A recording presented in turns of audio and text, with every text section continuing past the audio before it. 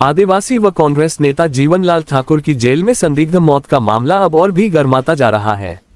आदिवासी समाज ने जीवनलाल ठाकुर की संदिग्ध परिस्थिति में जेल में हुई मौत को लेकर निष्पक्ष जांच व दोषियों पर कार्रवाई की मांग को लेकर 9 दिसंबर को बस्तर बंद किया था, जिसका असर पूरे बस्तर में देखा गया। वहीं कांग्रेस के दिग्गज नेता भी स्वर्गीय जीवनलाल ठाकुर के घर दुखी परिवार की हौसला बढ़ाने, उन्हें सांत्वना देने एवं स्वर्गीय जीवनलाल ठाकुर को श्रद्धांजलि अर्पित करने लगातार उनके गृह ग्राम मयाना पहुंच रहे हैं। ज्ञात हो कि 9 दिसंबर को पूर्व मुख्यमंत्री भूपेश बघेल भी स्वर्गीय जीवनलाल ठाकुर के गृह ग्राम मयाना पहुंचे, जहां उन्होंने स्वर्गीय जीवन ठाकुर के छायाचित्र पर पुष्प अर्पित कर श्रद्धांजलि दी और शोकाकुल परिवार के साथ बैठकर पूरे मामले की जानकारी ली। साथ ही परिजनों को पूरे मामले पर निष्पक्ष जांच करवाने का आश्वासन भी दिया। वहीं आदिवासी समाज के लोगों ने भी पूर्व मुख्यमंत्री भूपेश बघेल को ज्ञापन सौंपते हुए पूरे मामले का निष्पक्ष जांच करवाने की मांग की है, जिस पर पूर्व मुख्यमंत्री ने समाज के लोगों को पूर्ण आश्वासन दिया कि वह इस मामले को वर्तमान सरकार को दबाने नहीं देगा। जरूरत पड़ने पर वह इस मामले को सदन तक भी लेकर जाएंगे। ब्यूरो रिपोर्ट, सारांश दैनिक। सर्व आदिवासी समाज के जिला अध्यक्ष हैं और अनेक बार यहाँ राजा राव पठार के कार्यक्रम को बढ़ चढ़कर हिस्सा लेते थे। एक आदिवासी नेता और आदिवासी के हित में हमेशा वो लड़ाई लड़ते रहे। पिछले दिनों यहाँ कुछ लोग जो वर्षों से शासकीय भूमि पे, स्कूल की जमीन पे, जो पानी के नीचे जो जमीन है उसका पट्टा बना के और वो बेजा कब्जा कर लिए थे और उसमें वो धान बेचते थे। इसकी शिकायत गांव वालों ने कलेक्टर से किया और विष्णुदेव साय मुख्यमंत्री जी से किया।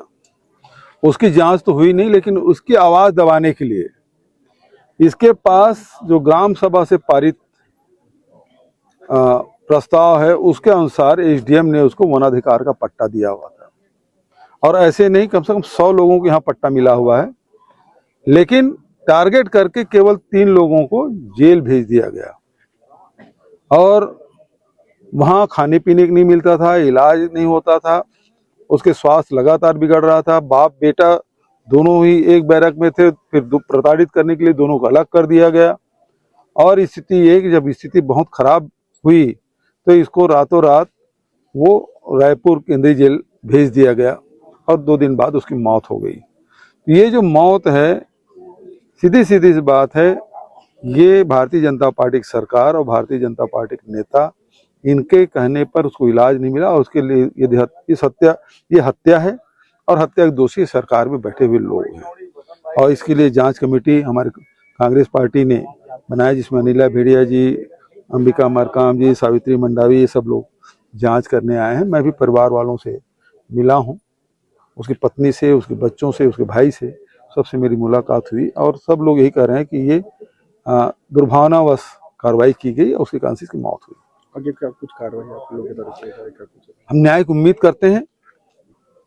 विष्णुदेव साय आदिवासी है, एक आदिवासी की मौत हुई है और प्रशासन उसी की सरकार के द्वारा उसके लापरवाही से, अधिकारियों की लापरवाही से, मिलीभगत से, षड्यंत्र पूर्वक उसका इलाज जो नहीं होने दिया, इसके कारण से उसकी मृत्यु हुई है। ये हत्या है और हत्या का अपराध पंजीबद्ध होकर इन लोगों के खिलाफ जो भी दोषी हैं उनके खिलाफ कार्रवाई होना चाहिए, हमारी मांग है।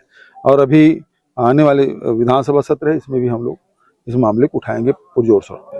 के समक्ष हमारे गांव वालों ने विवाद छेड़कर उसे जेल में डाल दिए और आज हमारे बीच भूपेश बघेल आए थे और उसे हम गुहार कर रहे हैं कि उसको मृत आत्मा को शांति दिलाने के लिए उसके ऊपर कार्रवाई लगाए हैं, उसे न्याय दिलाने की कोशिश दिलाएं और उसे भी मतलब FIR करवाएं। आपके पति के साथ क्या क्या हुआ था जेल में? आप मिलने भी गए थे, क्या कुछ उसके साथ हुआ तो भी बताएंगे क्या? जेल ले गए, उसके बाद दो दिन जेल में थे, उसके बाद हॉस्पिटल में भर्ती किए थे। उसके बाद मतलब घर में थाना वाले आए थे कि मतलब हॉस्पिटल निकाले गए हैं कहकर, हॉस्पिटल में भर्ती करें कहकर सूचना दिए थे। और मैं गई थी तिहार कर, उसके बाद फिर शिफ्ट हो गए जेल में।